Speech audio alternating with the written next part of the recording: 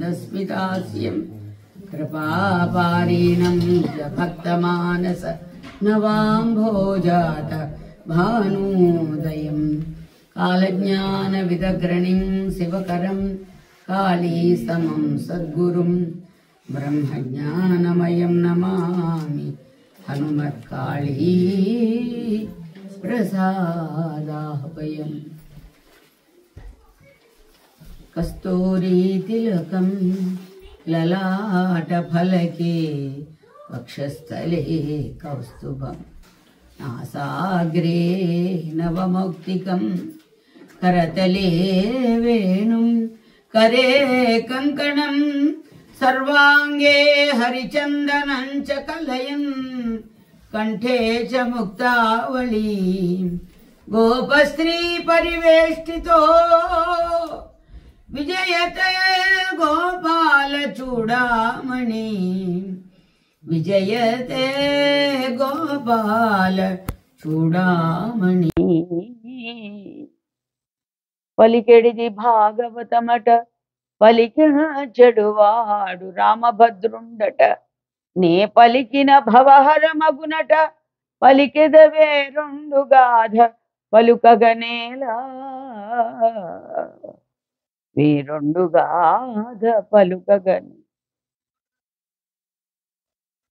ఓం నమో బ్రహ్మాదిభ్యో బ్రహ్మ విద్యా సంప్రదాయ కర్తృభ్యో వంశర్షుభ్యో మహద్భ్యో నమో గురుభ్యః. సర్వోపప్లవరహితః ప్రజ్ఞానఘనః ప్రత్యగర్భో బ్రహ్మైవాహమస్మి బ్రహ్మైవాహమస్మి బ్రహ్మైవాహమస్మి. ఓం శ్రీ గురుభ్యో నమః. సర్వేభ్యో మహాభక్తేభ్యో నమః. మనం భాగవతంలో ఒక్కొక్క ఘట్టం స్వామివారి లీలా విశేషాలని మనం చెప్పుకుంటూ మనం కొంచెం ముందుకు తీసుకెళ్తున్నవారు ఎవరు? పోతన మహాత్ముల వారు మనకి భాగవతంలో ఉన్నటువంటి విషయాన్ని ఒక్కొక్కటి జురుకుంటూ ఉంటే ఒకటి ఆలోచించాలి. భగవద్ విషయాన్ని మనం సేవిస్తున్నప్పుడు ఆలకిస్తున్నప్పుడు రోజు రోజుకి మనలో సంతోషం పెరుగుతుందా, లేకపోతే ఎందుకు వచ్చిందిలే మళ్ళా ఇంకా ఇవాళ కూడా ఉందా అనేటువంటి మనసు మనని ఎటువైపుకి తీసుకువెళ్తుంది.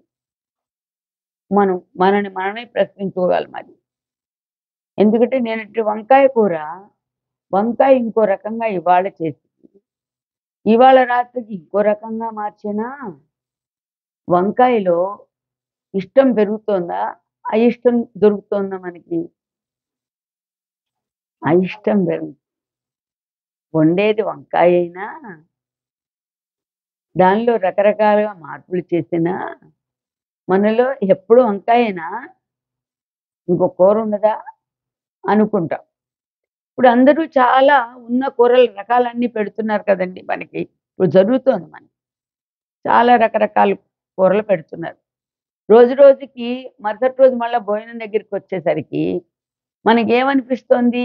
నిజంగా ఆకలి కలిగిన వాడికి ఏమనిపిస్తోంది?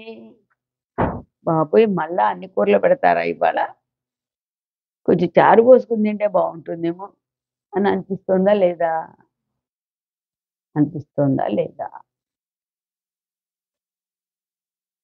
అవునా కదా? అంటే ఇవన్నీ కూడా మనకి ఒక విసుగుదల, మనకి ఒక వేవరిం. తింటున్నాం, ఆకలికి తినాలి కాబట్టి తింటున్నాం, కానీ అదేమన్నా మోదాన్ని కలిగిస్తోందా, ప్రమోదాన్ని కలిగిస్తోందా? మనకి లేదు. కానీ కృష్ణుని లీలలు చదువుకుంటూ ఉంటే, ఒక భగవంతుని యొక్క తత్వాన్ని మనం విచారణ చేసుకుంటూ ఉంటే అది కూడా మనం టైంలోనే మనం దాన్ని తీసుకువెళ్తున్నాం. ఏమనిపిస్తోంది? ఇంక తర్వాత వాట్ ఈజ్ నెక్స్ట్ ఆ ప్రభు లీలలు ఇంకా ఎలా ఉంటాయో ఆలోచించండి. మనం చదువుకొని చెప్పుకునే దానికన్నా ముందుకు వెళ్ళిపోతున్నారు. అంటే ఇప్పుడు ఇంతకుముందు ఎన్నోసార్లు విని ఉన్నారు మీరు, మళ్ళా వింటూ ఉంటే మీకేమనిపిస్తుంది? నన్ను అడుగుతున్నారు కొంతమంది. అయ్యో, మొన్న అడిగారు, మృద్భక్షణ అయిపోతుంది అనుకున్నామే, ఇంకా మీరు అక్కడ ఆపేశారు, ఇవాళ అయిపోతుంది అనుకున్నాము. మళ్ళా అలాగే ఇక్కడికి వచ్చేసరికి ఉలూఖల బంధన ఇది యమలార్జున భంజనాది అభివర్ణ అని అంటే ఏంటి? 2 చెట్లు పడగొట్టడం అలకోపర మణిగ్రీవులను మళ్ళా అది అది కూడా జరిగిపోతుందంటే సన్నివేశం అయిపోతుంది అనుకున్నామే అన్నారు. అంటే ఇష్టంగా ఉండి మనం వెళ్తున్నామా దాని వెంట? కష్టంగా ఉండి వెళ్తున్నామా? ఎన్నిసార్లు చదువుకున్నా భగవంతుని స్మరించుకున్న కొలది మనసారా చేయాలి. దానిని గమనించాలి మనం. భగవంతుని ఎందుకు మనం తలుచుకోవాల్సి వచ్చింది? భగవంతుని తలుచుకుంటూ రోజుకొక సహస్రం పారాయణ చేయమన్నారు కదా! భగవద్గీత ఒక అధ్యాయం పారాయణ చేయమన్నారు. హమ్మయ్య! ఈ రోజుకి ఇది అయిపోయింది అని కట్టిపెట్టి పుస్తకం మూసేసి కూర్చుంటున్నామా? ఆ సహస్రనామం పూర్తి అయిపోయింది హమ్మయ్య అనుకుంటున్నామా? లేదు. ఇంకా స్పీడ్‌గా చేస్తున్నాను. ఇంకా మెల్లగా చేసుకుంటే ఎంత బావుంటుందో. ఆనంద నిలయాయ నమః అన్న చోట అలాగ ఒక్కసారి మనసులో తనలోకి తాను వెళ్ళిపోయి అక్కడ ఆనందానికి నిలయం ఎక్కడున్నది అనేటువంటి దృష్టిలోకి మనం వెళితే మనకెంత సుఖంగా ఉంటుంది. ఎందుకంటే అది ఆనందమే నిలయంగా కలిగినటువంటిది. ఏది? భగవంతుడి యొక్క దయ, అనుగ్రహం. అలాగే భగవంతుడి యొక్క అనుగ్రహం, భగవంతుని లీలలు పుట్టినప్పటి నుంచి ఎన్నో సార్లు వింటున్నాం, ఎన్నో సార్లు చదువుకుంటున్నాం. అయినప్పటికీ కూడా మనకి అది ఒక వర్ణింపలేనటువంటి తృప్తిని మనకిస్తుంది. అది ఎంత తృప్తినిస్తోంది అంటే అక్షరాల్లో చెప్పలేనంత మాధుర్యాన్ని మన మనసు చవి చూస్తోందట. అనుకుని ఈ విధంగా ఇంతలో ఏంటంటే ఇందులో యశోద తనకు తెలియకుండానే భగవంతుని దశావతారాలను స్మరించి తనకి తెలియకుండానే యశోదమ్మ తనయుని చూస్తూ తెలియకుండానే భగవంతుని దశావతారాల్ని స్మరించింది. ఎలా అంటే మత్స్యావతారం ధరించి నీటిలో చొరబడతావు, కూర్మావతారం ధరించి వీపు మీద కొండనెత్తుతావు, వరావతారం ధరించి భూదేవితో ఆడుకుంటావు, అందులోనూ కోరల మీద నిలిపి ఆడుకుంటావు. ఎవరిని? భూదేవిని. నరసింహావతారంగా స్తంభాలు కదిలిస్తావు, పరశురామావతారంగా రాజులను వేటాడి ముప్పు తెస్తావు రామా, రామావతారంలో సముద్రానికి వంతెన కడతావు, హలాయుధుడైన బలరాముడితో కలిసి కృష్ణుడుగా సాక్షాత్తు హరివై దిగి వస్తావు, బుద్ధావతారంగా దిగంబరత్వం సాధిస్తావు. ఇక నీ కల్కి అవతారం ఎందుకు ఎత్తుతావో తెలియదు. నిన్ను లొంగదీయడానికి నాకు సాధ్యం కాదనే కదా నీ ధైర్యం. అంటే ఇన్ని కట్టేయడానికి పూనుకుంటే యశోదాదేవికి ఇన్ని గుర్తుకొచ్చాయి. నిన్ను లొంగదీయడానికి నాకు సాధ్యం కాదనే కదా నీ ధైర్యం. ఆ పిల్లవాడిని అంటోంది తల్లి. దానితో నీవు క్రింది మీద తెలియక మిడిసపడుతున్నావు. భూమి ఆకాశం నిండా ఇంకా అవతల యువతల వ్యాపించి మెరుపులాగా కనిపిస్తున్నావు నువ్వు. ఒక పక్కన ఆయన ప్రభు యొక్క అనంత అవతారాన్ని లీలని అనుభవిస్తోంది. మరొక వైపున ఇక్కడ ప్రస్తుతానికి ఇప్పుడు కట్టాలంటే మాత్రం ఒక పక్క చేతులు రావటం లేదు, మరొక పక్క నాకు అందకుండా పోతావా అన్నట్టుగా అమ్మ ఆడుకుంటోంది.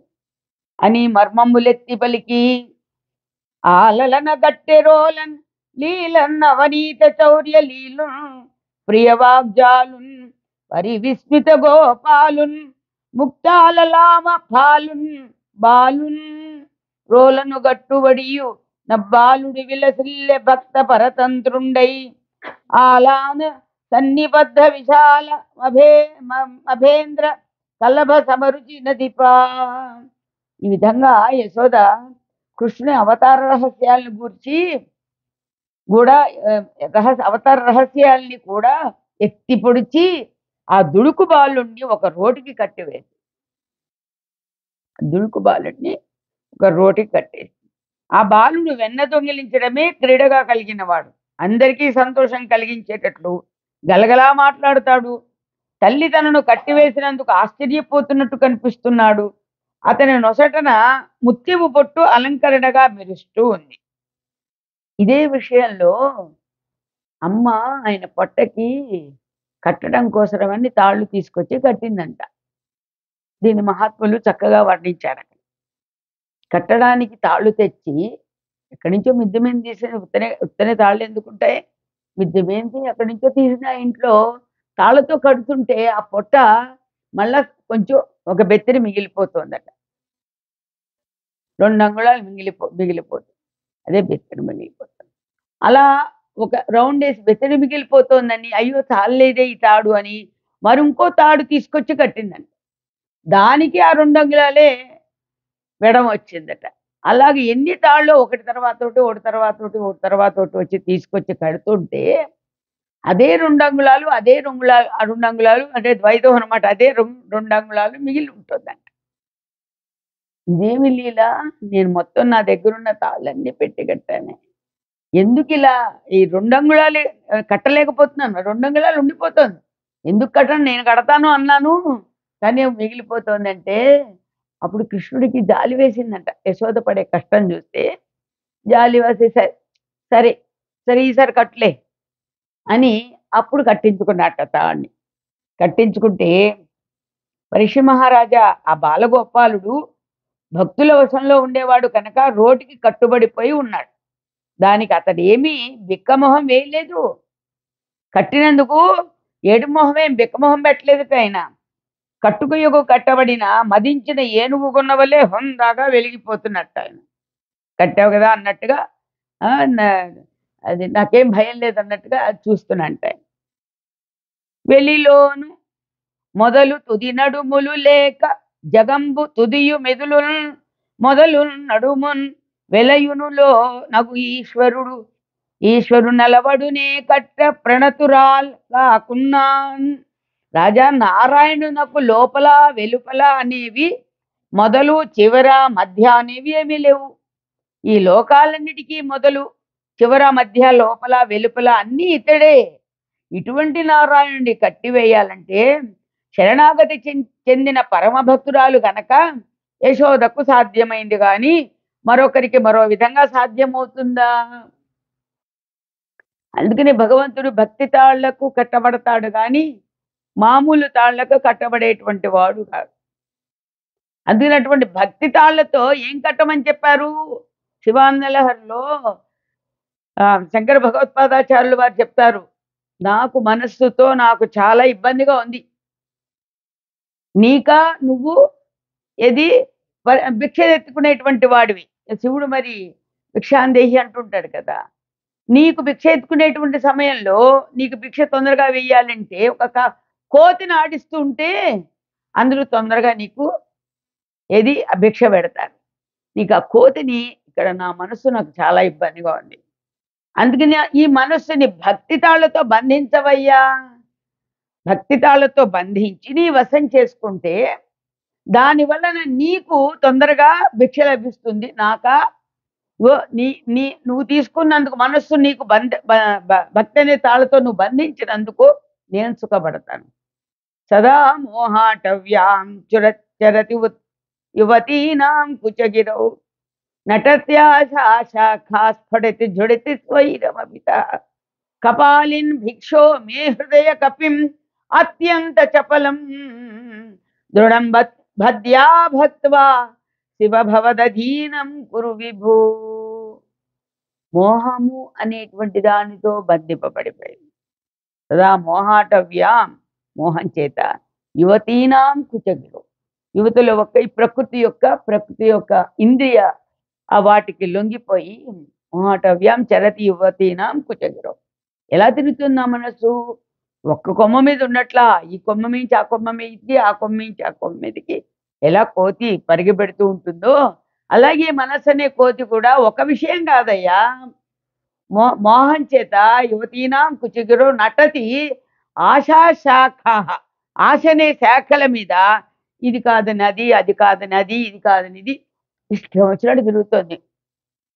నటతి ఆశాశాఖ స్ఫుడతి జుడితి స్వైరమభిత స్వైర విహారం చేస్తోంది మనసు. అందుకని ప్రభో నువ్వేం చేస్తావంటే అని స్ఫుడతి స్వైరమభిత కపాలిన్ భిక్షోహో మే హృదయ కపిం అత్యంత చపలం దృఢం భక్త్యా బద్ధ్వా శివ భవదధీనం కురు. అందుకని ఈ భక్తి తాళ్లతో నువ్వు దీన్ని బంధించి నీ వశం చేసుకో ప్రభు, నేను సుఖపడతాను. ఇట్ట కూడా కృష్ణయ్య కూడా భక్తి తాళ్ళకి బంధింపబడుతున్న పడేవాడే గాని అక్కడ యశోద ప్రార్థించింది, నీ కట్టలేనా అని అలసిపోయింది పాపం. తల్లి కదా పాపం, ఆమె ఆమె యొక్క ఈ లీల చూపించడానికి అన్నట్టుగా ఆయన చూపించి కొంచెం సేపు లీల చూపించి కట్టుబడ్డాడు ఆయన. అందులోనూ నారాయణుడు ఎటువంటి వాడు, ఎన్ని తలుచుకుంటుందో ఆవిడ, అక్కడ ఉన్న విషయం కాదు. ఆవిడ పూర్వజన్మలో చేసిన తపో ఫలం ఇది ఇప్పుడు తను అనుభవిస్తున్నది. అందుకని ఏమంటున్నాడు, అంతర్బహిష్ట నారాయణ, నారాయణ ఏ వేదకం సర్వం, ఇది అంతా నారాయణుడే. అధశ్చ నారాయణ, అంతర్బహిష్ట నారాయణ, దిశశ్చ నారాయణ, విదుషశ్చ నారాయణ, ఊర్ధ్వంచ నారాయణ, అధశ్చ నారాయణ, అంతర్బహిష్ట నారాయణ. ఇప్పుడు నారాయణుడు కాక ఇంకెవరుంటాడు? అంతా నారాయణుడే ప్రకాశిస్తున్నప్పుడు ఉన్నది అనేటువంటి ఉనికి ఎవరిది? నారాయణుడిదే. ఎక్కడ నారాయణుడు తప్ప ఇంకొకటి లేదు. అందుకని అలా కట్టివేయాలంటే శరణాగతి చెందిన పరమ భక్తురాలు కనుక యశోదకు సాధ్యమైంది, కానీ మరొకరికి మరో విధంగా సాధ్యమవుతుందా? పట్టి ఎల్లబోటి పట్టి ఈతండని గట్టి తలుపుతోడ గట్టెగాక వట్టి కడుపు పెక్కు బ్రహ్మాండములు వట్టుటెరిగే నేని తల్లి ఏల కట్టు. తన చిన్ని కృష్ణుడు అందరి వంటి బాలుడే అనుకున్నది కనుక యశోదాదేవి అతన్ని కట్టివేసింది. ఆ బాలుని కడుపు ఎన్నో బ్రహ్మాండాలను గలిగిందని తెలిస్తే ఆ తల్లి ఎందుకు కట్టివేస్తుంది? ఇంతకు ముందు మృద్భక్షిణ దగ్గర ఏది నీ నోరు తెరు అంటే ఆ నోటిలో మొత్తం లోకాలన్నీ చూపించాడు కదా కృష్ణయ్య తల్లికి. అంటే మళ్ళా మాయని కప్పేశాడు కాబట్టి మళ్ళా యువతలకి వచ్చింది. కానీ లేకపోతే ఆమె దృష్టిలో ఏమిటి, ఈ బాలుడెక్కడా, ఈ అఖండమైనటువంటి ఈ సృష్టి ఎక్కడ, ఇదంతా ఎక్కడి నుంచి చూపిస్తున్నాడు నాకు అని ఎంత ఆశ్చర్యపోతూ దాన్నే మనకి మరి గీతలో కూడా మనకి చెప్పబడింది ఏమిటి, ఆశ్చర్యవత్ పశ్యతి కశ్చిదేనం ఆశ్చర్యవద్ వదతి తదైవ చాన్య ఆశ్చర్యవచ్చైనమన్య శృణోతి తత్వాపేనం ఏనం శ్రుత్వాప్యేనం వేదన చైవ కశ్చిత్ శ్రుత్వాప్యేనం వేదన చైవ కశ్చిత్. ఆశ్చర్యవద్ వదతి చెప్పుకోవడానికి ఆశ్చర్యం కలిగిస్తోంది. ఆశ్చర్యవద్ వదతి ఆశ్చర్యవత్ శృణోతి, అది వినడానికి కూడా చాలా ఆశ్చర్యం కలిగిస్తుంది, చూడడానికి కూడా ఆశ్చర్యం కలిగిస్తుంది. అనుభవం మాత్రం ఆశ్చర్యం ఉన్నది అక్కడ. అందుకని ఇటువంటి స్వామిని తన చిన్ని కృష్ణుడు అందరి వంటి బాలుడే అనుకున్నది గనక యశోదాదేవి అతన్ని కట్టివేసింది. ఆ బాలుని కడుపు ఎన్నో బ్రహ్మాండాలను దాచుకోగలిగిందని తెలిస్తే ఆ తల్లి ఎందుకు కట్టివేస్తుంది? చిక్కడు శ్రీకౌగిటిలో చిక్కడు సనకాది యోగి చిత్తాబ్జములన్ చిక్కడు శృతి లతి కావలి చిక్కెనతడు లీల తల్లి చేతన్ రోలన్. ఆ లీలా గోపాల బాలుడు లక్ష్మీదేవి కౌగిటిలో చిక్కలేదు.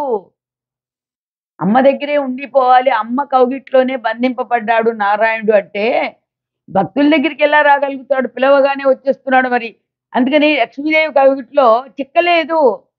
సనక సనందనాదులైన మహాయోగుల హృదయాలలోనూ చిక్కలేదు, ఉపనిషత్తులలోనూ చిక్కలేదు. అటువంటి వాడు లీలగా అవలీలగా తల్లి చేతిలో చిక్కి రోటికి కట్టివేయబడ్డాడు. అలాంటి ప్రభువు తల్లి చేతిలో చిక్కినట్టుగా చిక్కి రోటికి కట్టివేయబడ్డాడు.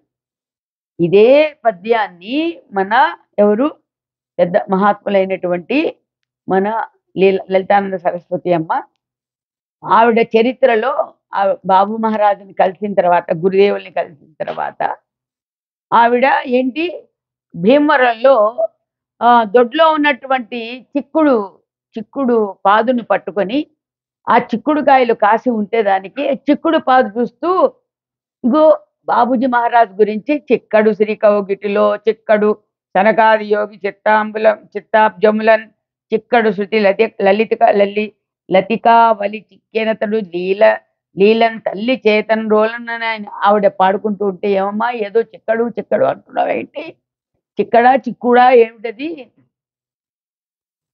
అంటే స్వామివారి యొక్క అనంతమైనటువంటి వ్యాపకత్వాన్ని అలా ఆమెకు దర్శింపజేసి, నేను ఎందుకు మనం అంటూ ఉంటాం, నువ్వు కనలేని చోటే లేదు, నీవు వినలేని పిలుపే లేదు, నా మొరాలకించి మమ్ముల దీవించి మా పాలిట దేవుడవై కాపాడవయ్యా తల్లివి తండ్రి.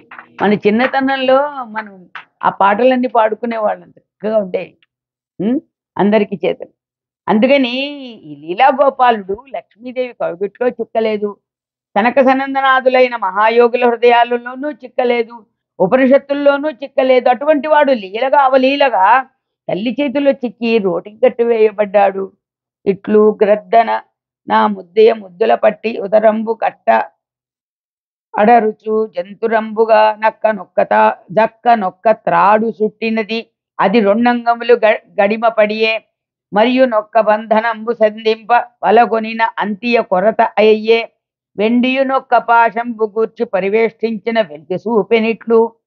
ఈ విధంగా కృష్ణుడు చిక్కించుకొని గట్టిగా పట్టుకున్న యశోద అతన్ని గట్టిగా రోటికి కట్టడానికి అతని నడుము చుట్టూ ఒక త్రాడు చుట్టేది.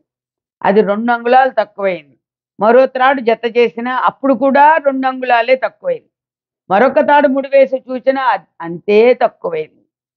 తజ్జనని లోగిటంగల రజ్జు పరంపరల గ్రమ్మరన్ సుతు కట్టన్ బొజ్జ తిరిగి రాదయ్యే, జగజ్జాలములున్న బొజ్జ కట్టన్ వశమే. ఆ తల్లి ఇంట్లో ఉన్న తాళ్ళన్నీ వరుసగా ముడివేసినా అంతే వెళ్తూ ఉండిపోయింది. ముజ్జగములు దాగి ఉన్న ఆ చిరుబొజ్జను కట్టడం ఎవరి తరం? అప్పుడు ఆ యవ్వయు గోపికలను వెరుగుపడిరి. తదనంతరంబ ఆ వింతను పిల్లవాడిని చూసి యశోద గోపికలు నివ్వెరపోయారట. నివ్వెరపోయి ఒడల చెమట లెగయ ఉత్తరీయముదార వీడియున్న తురుము విరులు రాల కట్టరాని తన్ను గట్టెదనని చింతగట్టుకొనిన తల్లి కరుణ చూచి. పాపం, ఈ శ్రమ వలన యశోదాదేవికి శరీరం అంతా చెమటలు పోసాయి, బయట చెంగు జారిపోయింది, కొప్పు సడలిపోయి పూలు రాలి పడిపోతున్నాయి. కట్టడానికి శక్యంగానే తనను కట్టివేయాలనే పట్టుదలతో తంటాలు పడుతున్న తల్లిని చూసి నల్లనయ్య జాలిపడ్డాడు. బంధ విమోచనుడీషుడు బంధింపబెనంగు జనని పాటొచ్చి, సుహృద్బంధుడు కావున జననీ బంధంబున కట్టుబడి బాటించి నృప. పరీక్షిత్ మహారాజా, శ్రీహరి భవబంధాలను తొలగించి మోక్షాన్ని ప్రసాదించేవాడు.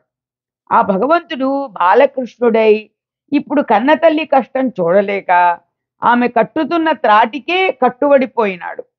అతడు ఆప్తులైన వారికి ఆత్మబంధువు కదా, వేరే తాళి తీసుకురక్కర్లేదు. మనం ఉన్న చోటికే హృదయానికే పడిపోయేవాడు. ఆత్మబంధువు కదా, అందుకని వెంటనే జాలి తలవగానే అదే త్రాటికి ఆయన కట్టుబడ్డాడు. సంగడి తిరిగేడు సంభుడు సంగాశ్రయమైన సిరియు ఆత్మజుడై ఉప్పొంగెడి పద్మజుడును గోపాంగన క్రియ కరుణవడయ అఖిలేశ్వరుచేన్. పరీక్షిత్ మహారాజా, ప్రియమిత్రుడై మెలిగే శివుడు గాని ఆయన వక్షస్థలాన్ని ఆశ్రయించుకొని ఉన్న లక్ష్మీదేవి కాని ఆయన కొడుకునని విర్రవీగే బ్రహ్మదేవుడు కాని శ్రీహరి వలన యశోద పొందిన అనుగ్రహాన్ని పొందలేకపోయినారు. ఇక్కడ యశోద కృష్ణుని వలన ఎంత ఆనందాన్ని పొందుతోందో అది శివుడు గాని బ్రహ్మగారు గాని లక్ష్మీదేవి గాని అటువంటి అనుగ్రహాన్ని పొందలేకపోయినారు అని పోతన వారు మరి ఆయన అనుభవిస్తున్నారు అక్కడ, కాబట్టి దీన్ని అలా రాయగలుగుతున్నారు.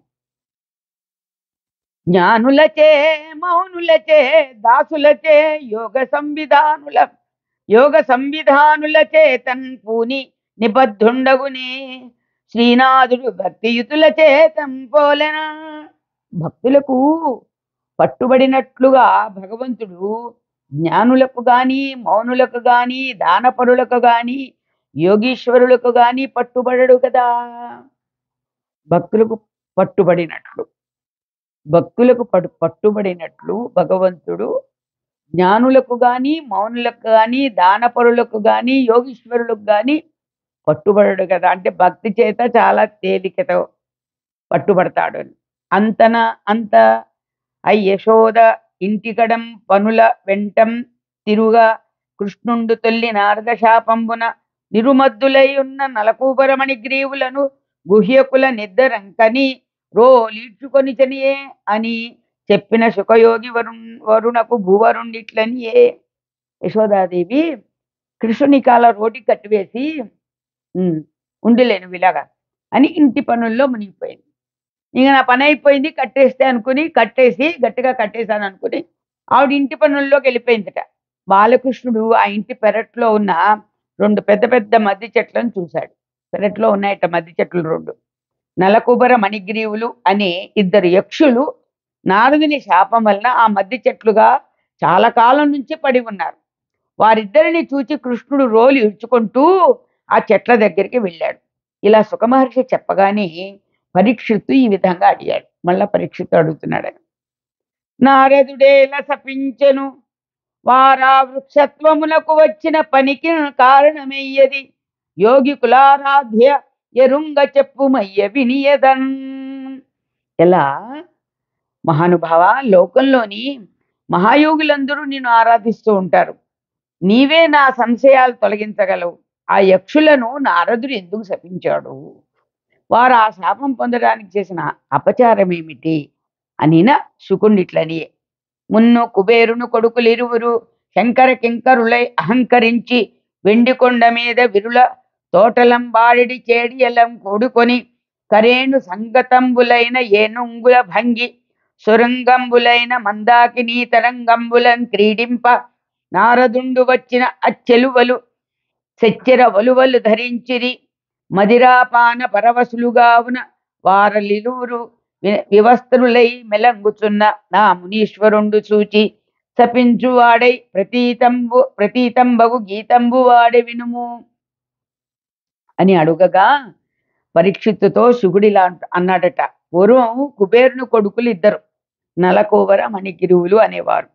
శివునికి సేవకులుగా ఉండేవారు. మణికోబర మణిగ్రీవులు అనే 2 కుబేరు కొడుకులు. వాళ్ళిద్దరూ శివునికి సేవకులుగా ఉండేవారు. యక్షరాజు కొడుకులము, పైగా పరమశివుని అనుచరులము కదా అని వారు అహంకారముతో సంచరిస్తూ ఉండేవారు. ఒకనాడు వారిద్దరూ వెండికొండ పైన ఉద్యానవనాలలో తమ ప్రియురాండతో కలిసి విహరిస్తూ ఉన్నారు. ఆ ప్రియకాంతలు గంధర్వ కన్యలు చాలా మనోహరంగా పాటలు పాడుతున్నారు. ఈ విధంగా వారు ఆడ ఏనుగులతో కూడిన మదపు టేనుగులులాగా తమ కాంతలతో అందమైన ఆకాశ గంగా తరంగాలలో జలక్రీడలు సాగించారు. స్వచ్ఛమైన నదీ జలాలను అల్లకల్లోలం చేయసాగారు.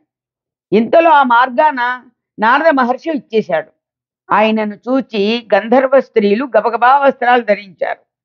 మద్యపు కైపుతో నిండి ఉన్న నలకూబర మణిగ్రీవులు మాత్రం పొగరు కొద్దీ దిగంబరులుగానే ఉండిపోయారు. ఆ దృశ్యం చూచిన నారదుడు వారిని శపించబోతూ ఒక చక్కని సత్యాన్ని చెప్పాడు. సంగీత విద్యామయుడైన నారద మహర్షి నోట అది ఒక పాటగా రూపుదిద్దుకుంది. అది తరువాత చాలా ప్రసిద్ధం కూడా అయింది.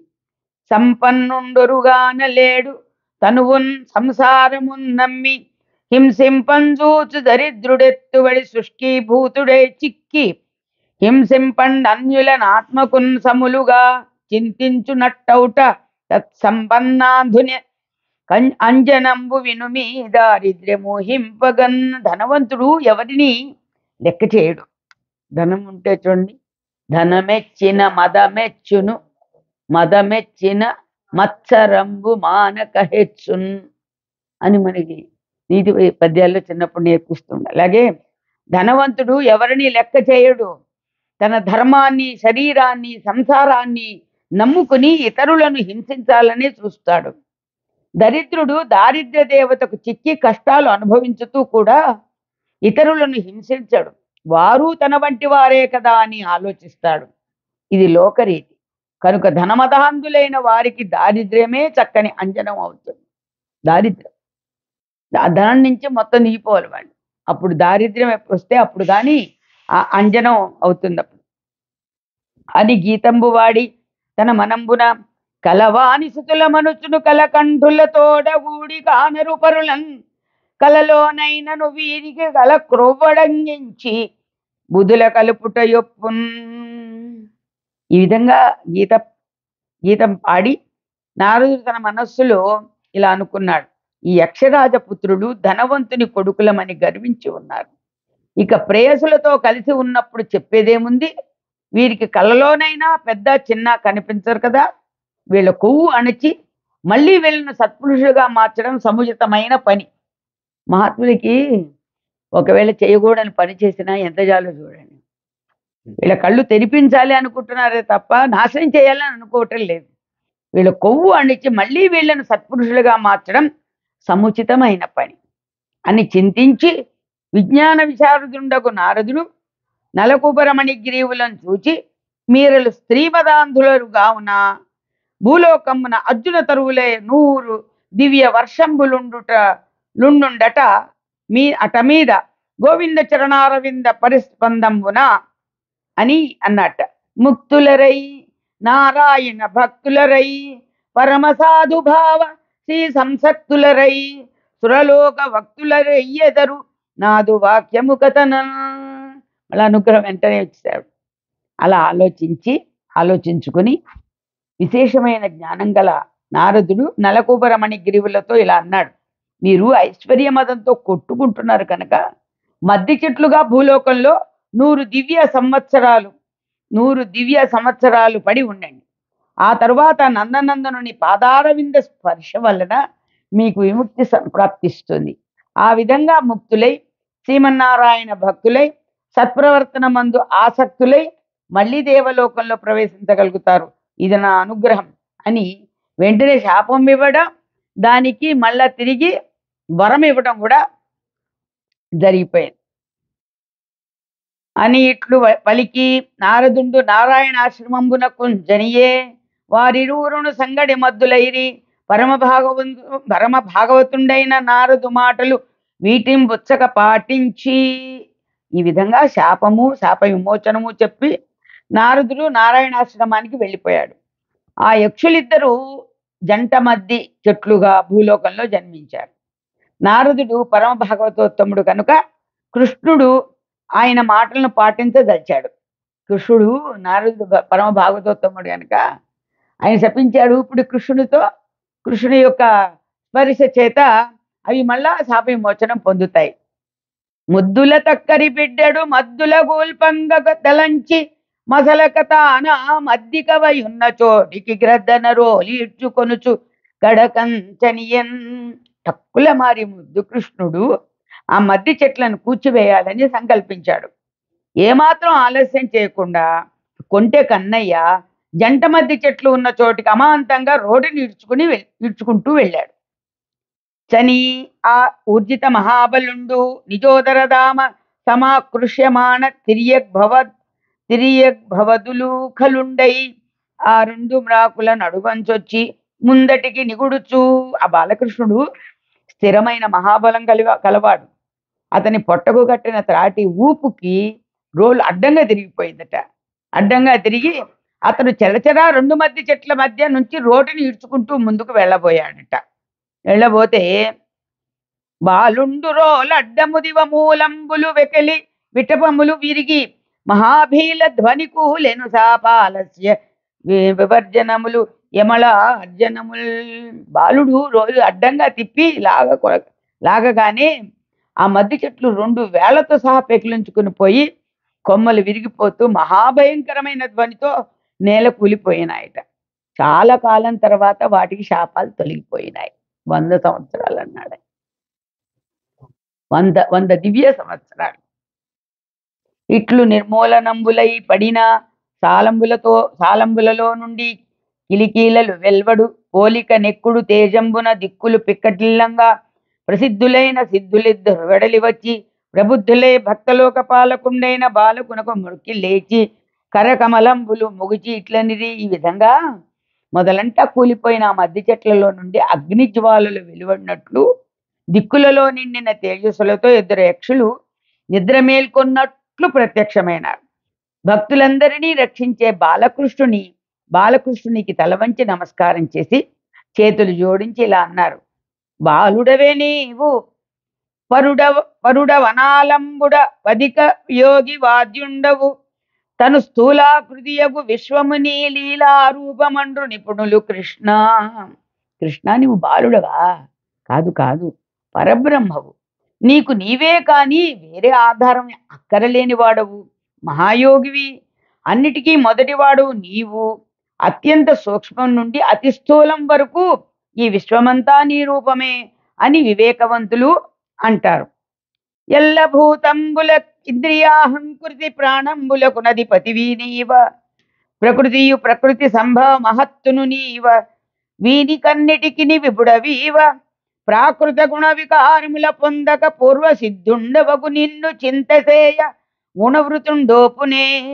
గుణహీన నీ అందకల గుణంబుల నీవ కప్పబడుదు, మొదలనెవ్వని అవతారములు శరీరులందు సరిదొడ్డు లేని వీర్యముల తనువు అడర జన్మించి వారలయందు చిక్కి వట్టి పరమేశ మృక్యతమయ్య నీకు.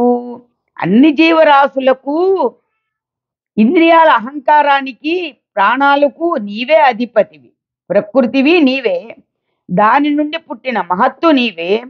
అయినా వీటికి వేటికి అందకుండా అధికారం చూపేది నీవే.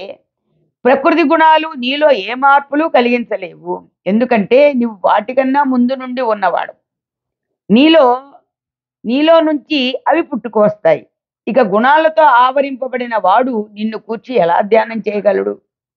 నీకు ఏ గుణాలు లేవు, నీ నుండి గుణాలు వస్తూ ఉంటాయి, వాటి చేత కప్పబడి రహస్యంగా దాగి ఉంటావు.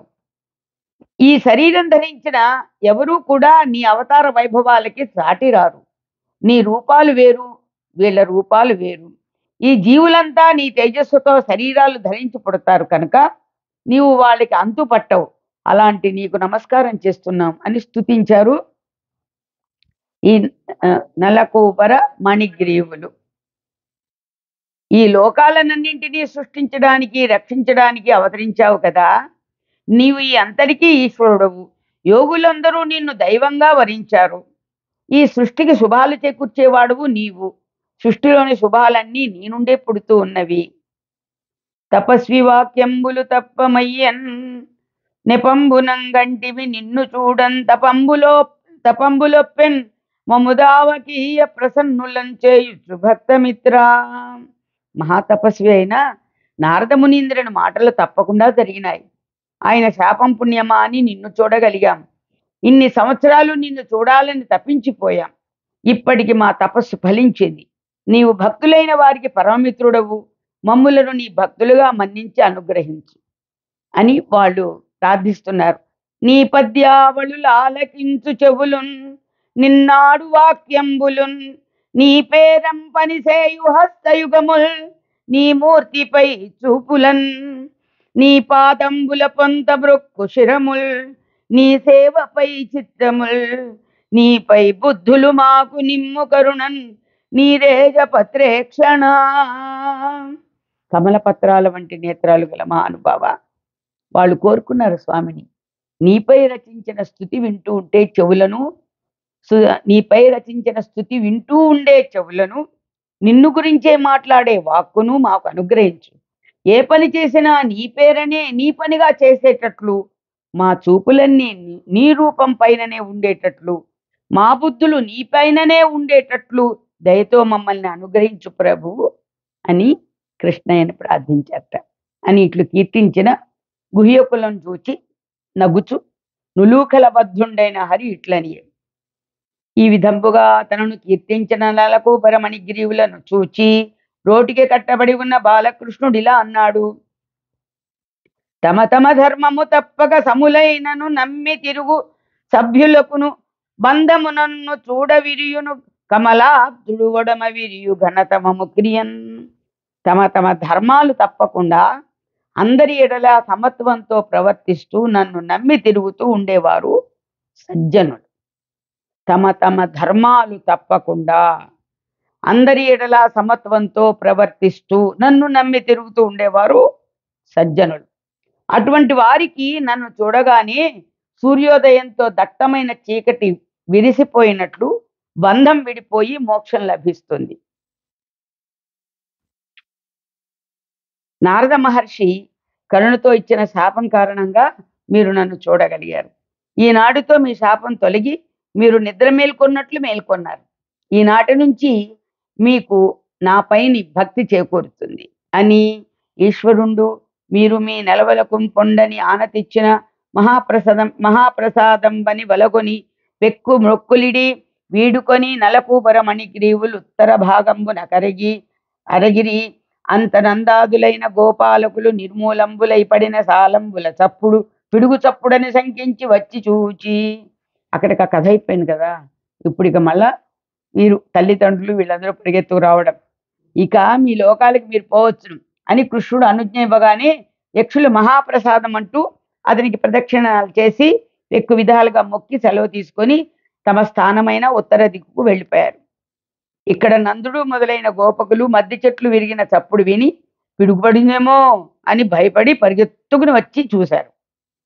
ఈ పాదపములు కూలగా నీ పాపడులు కలమున నిటుబద్ధుండై ఏ పగిది ప్రతికే గంటిరే పాపోవడు వెరవడెట్టివాడో ఇతడు. ఎడవలేదు, భయపట్టం లేదు ఆయన. అయ్యో, ఈ చెట్లు ఇలా కూలిపోతే రోటికి కట్టివేయబడి ఉన్న ఈ చిన్ని పాపుడు ఎలా బ్రతికి ఉన్నాడో చూసారా చూసారా. వీడు ఎవడనైనా ఏడవనైనా ఏడవలేదు, భయపడను లేదు. ఎలాంటి పిల్లవాడమ్మా వీడు అని చెప్పుకుంటారట వాళ్ళు. పిడుగుబడదుగాక పెనుగాలి విసరదు ఖండితంబులగుట గానరాదు బాలుండి తండు వట్టి పడత్రోయ జాలడు తరువులేల కూలి ధరణి మీద. అసలు ఈ మహావృక్షాలు ఎలా నేలకూలాయి? పిడుగు పడలేదు, పోని పెద్దగాలి అయినా వీచలేదు, ఎవరూ నరికినా సూచనలు లేవు, వేళ్లతో పెళ్ళగిలి పడిపోయాయి. పోని వీడు పడదోశాడా అంటే ఈ పసివాడు వీటిని త్రోయగలడా? ఇంత చెట్లు ఎలా కూలిపోయాయి అని పెక్కు విధంబుల నృపాతంబులు కావలియునని సంకింప అక్కడ ఉన్న బాలకులు ఇట్లనిది. ప్రతిదానికి సాక్షులు ఒకళ్ళు ఉన్నారండి ఈ లీలలకి.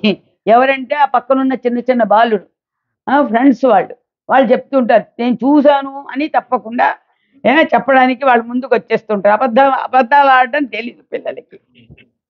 ఈ విధంగా 10 మంది 10 విధాలుగా అనుకుంటూ ఉండగా అక్కడ ఆడుకుంటూ ఉన్న గోపాల బాలకులు ఇలా అన్నారు.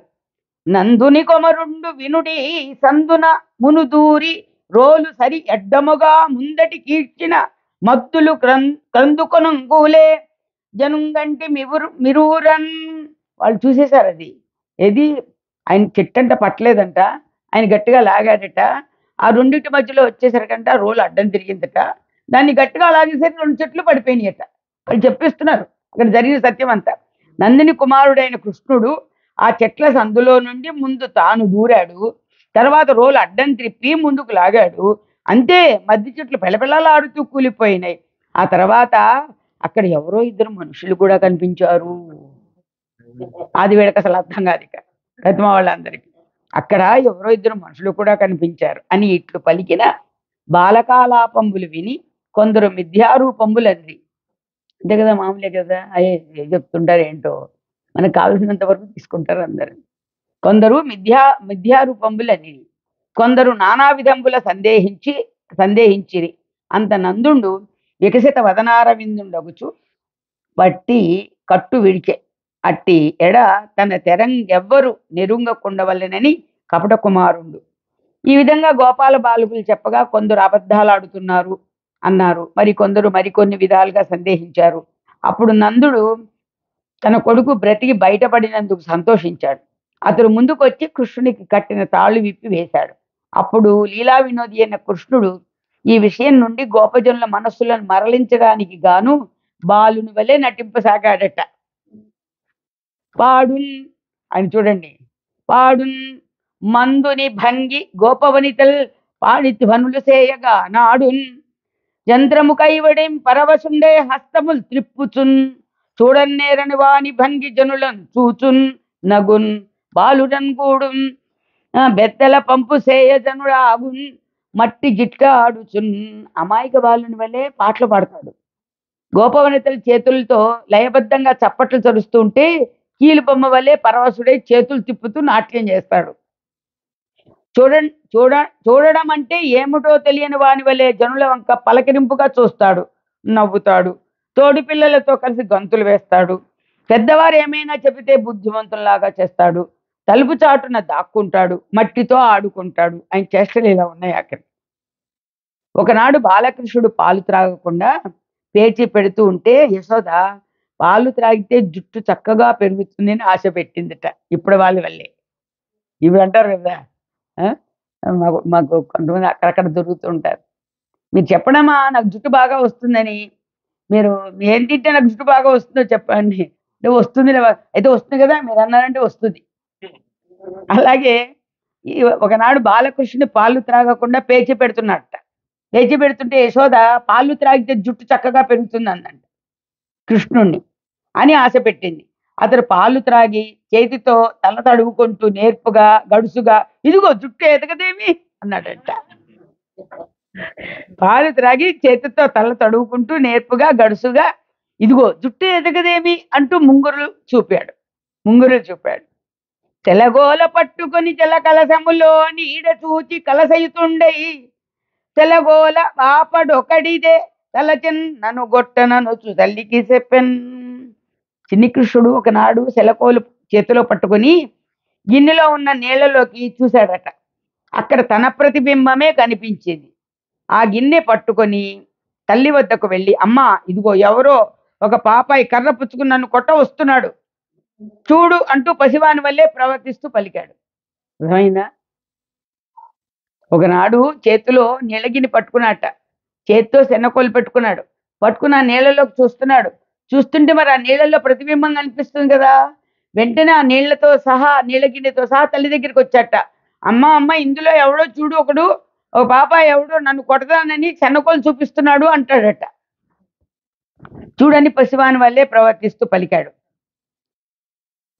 భిక్షులు వచ్చెదరేడ్చిన భిక్షాపాత్రమున వైచి వెగడించి నిన్ను శిక్షించెదరని చెప్పిన భిక్షులగని తల్లింగనియు భీతిల్లు నృపా. కృష్ణుడు ఏడుస్తూ పేచి పెడుతూ ఉంటే ఇదిగో బిచ్చగాళ్ళు వస్తున్నారు, నువ్వు ఏడ్చావంటే నిన్ను వాళ్ళ గిన్నెలో పెట్టి పట్టుకొని పోయి కొట్టేస్తారు, జాగ్రత్త అని తల్లి బెదిరిస్తే అతడు వాకిట్లోకి వచ్చిన భిక్షుకులను చూచి తల్లి వంక చూచి భయపడుతున్నట్లు నటిస్తాడట. బయట భిక్ష ఎత్తుకునే వాళ్ళు వస్తే భయపడినట్టుగా ఉన్నాడట.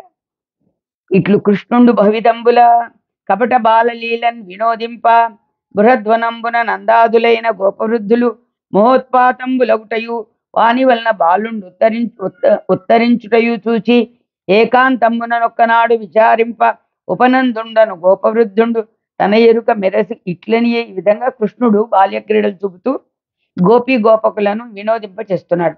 ఒకనాడు ఆ రేపల్లెలోని ఒక పెద్ద తోపులో నందుడు మొదలైన గోపకులందరూ సమావేశమైనారు. అప్పటి వరకు సంభవించిన భయంకరమైన ఉత్పాతాలు, వాటిని కృష్ణుడు తప్పించుకోవడం, అనేక విషయాలు చెప్పుకుని సమాలోచనలు సాగించారు. వారిలో ఉపనందుడని ఒక వృద్ధగోపాలుని బుద్ధిలో అకస్మాత్తుగా దైవ సంకల్పం వల్ల ఒక ఆలోచన మెరిసింది. అతడు ఇలా అంటున్నాడు. ఏమంటాడో అది మనం రేపు చూద్దాం. అటువంటి కృష్ణ పరమాత్మ, కృష్ణదేవుడు, గురుదేవులు మనకి అందరికీ కూడా ఆయురారోగ్యైశ్వర్యాల్ని, అఖండ భక్తి జ్ఞాన వైరాగ్యాన్ని ప్రసాదించి సర్వదా గురుపాదుకలు రక్షించుగాక. సుఖీ భవ. స్వస్తి ప్రజాభ్య పరిపాలయంతాం న్యాయేన మార్గేణ మహిం మహిషా. గోబ్రాహ్మణేభ్య శుభమస్తు నిత్యం. లోకా సమస్తా సుఖినో భవంతు. ఓం సహనావతు సహనౌ భునక్తు సహ వీర్యం కరవావహై తేజస్వినావధీతమస్తు మా విద్విషావహై. ఓం శాంతి శాంతి శాంతి. హరి ఓం. జయ జయ.